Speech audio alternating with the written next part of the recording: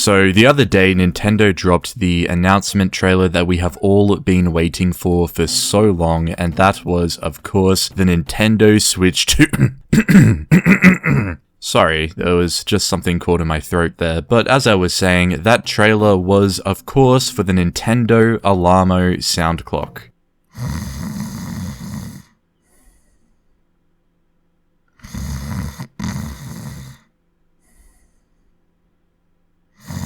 It's me, Mario! It's me, Mario! That's just what I'm imagining the Alamo clock to be like. I'm sure it's at least a little bit better than that, but anyways, I'm not going to spend too much time talking about this because pretty much everything that can be said about this product has already been said by someone else, and my opinion on it is pretty much the same as everyone else's in that it's wacky, it's weird, but it's also very Nintendo. And the whole announcement of this product kind of led me down the rabbit hole of Nintendo's history of weird things that they've made. So I've picked out some of Nintendo's weirdest products of all time, and we're pretty much just gonna go through them in today's video. So without further delay, let's get into it.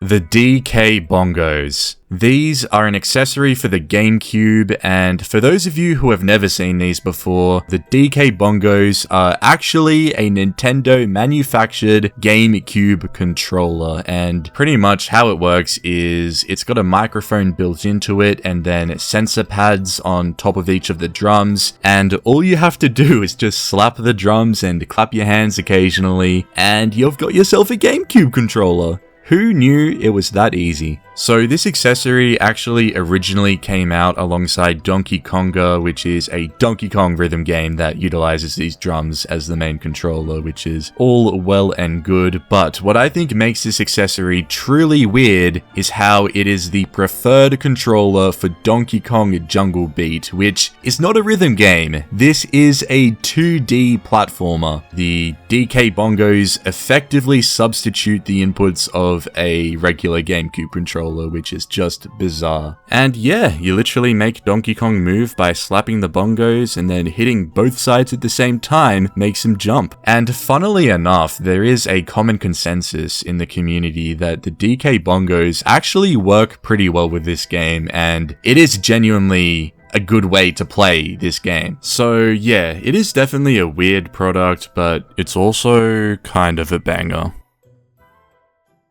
The 3DS Circle Pad Pro. Now, in a lot of ways, this is actually a really good accessory and was pretty much necessary for the 3DS because, as I'm sure most of you already know, the 3DS has only one analog stick, although it's not even really an analog stick, it is the Circle Pad, and a lot of games at the time really did require those two analog stick inputs, so the Circle Pad Pro is an accessory that gives the 3DS that extra circle pad it was desperately needing. I guess what makes this so weird is that it is its own accessory instead of just being built into the system itself. Like, it's just kind of goofy that the Circle Pad Pro even exists, because if you look at the PSP Vita at the time, you can kind of see that Sony figured it out, but Nintendo just needed a little bit of extra time to catch up.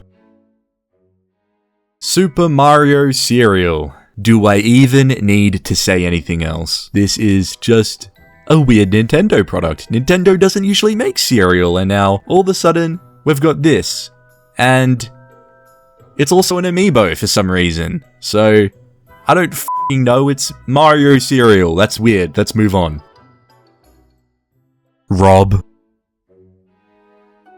How f***ing cool is Rob? For those of you who don't know, ROB stands for Robotic Operating Buddy, and it was a pack-in accessory with the Nintendo Entertainment System. And what this is pretty much just a toy robot that can actually functionally play as a player too in a few NES games. And I'm actually just reading more into this now, and apparently Rob is only compatible with 2 NES games, which are Gyromite and Stack Up, which is kind of surprising. I really thought there were a few more games out there that Rob worked with, but no, apparently these were the only 2 games that were specifically made to work with Rob, and yeah, that's pretty much all Rob is. I guess Rob was also a playable character in Mario Kart DS, which is pretty cool, but yeah, other than that, this is Rob. He's just a cool, chill guy. The Nintendo e-reader. This is a Game Boy Advance accessory that in a lot of ways was the precursor to the Amiibos, and that is because this is pretty much an accessory that allows what they called e-reader cards to unlock or add certain functions to various Game Boy Advance games. Pretty much you'd get e-reader cards, swipe them on this accessory, and depending on the card and the associated game, you would get some cool stuff with it to play on your system. So for example, there were e-reader cards that could unlock playable NES games on the Game Boy Advance, there were e-reader cards that could unlock new levels and power-ups in the Super Mario Bros. Advance games, and I think there were some for Pokemon that just unlocked new trainers to battle and stuff, and then for other games like Mario Party, there were e-reader cards that could unlock mini games and stuff. Stuff like that is the main kind of things that the e-reader cards did. But I don't know, I just think this accessory is so goofy, and the stuff that the e-reader cards didn't really add a lot of value to the playing experience. So I feel like even if people had e-reader cards, I don't think many people regularly used them because, for one, they didn't have the most insane functionality in-game to begin with, and 2, from my understanding, it was also a little bit painful to even swipe them and get the card to actually register with the e-reader anyways.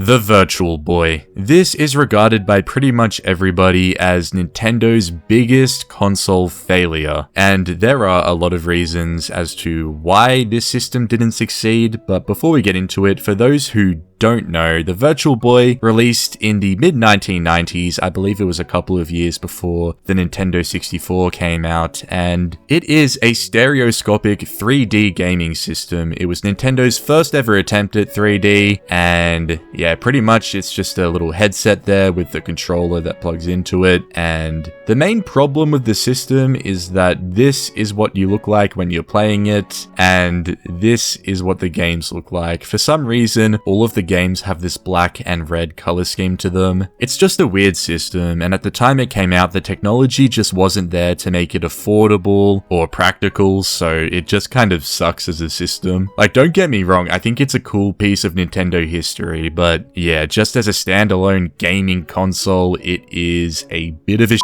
show. Anyways, that is it for today's video. These are, in my opinion, the weirdest Nintendo products of all time. I'm sure there are a bunch of other weird Nintendo products that I just overlooked, so if you can think of any other weird ones that I didn't bring up in this video, definitely let me know in the comments section down below. There will also be a couple of my other videos on the screen right now for you to check out if you want to see more of my content. But anyways, I will see you guys next time. Bye bye.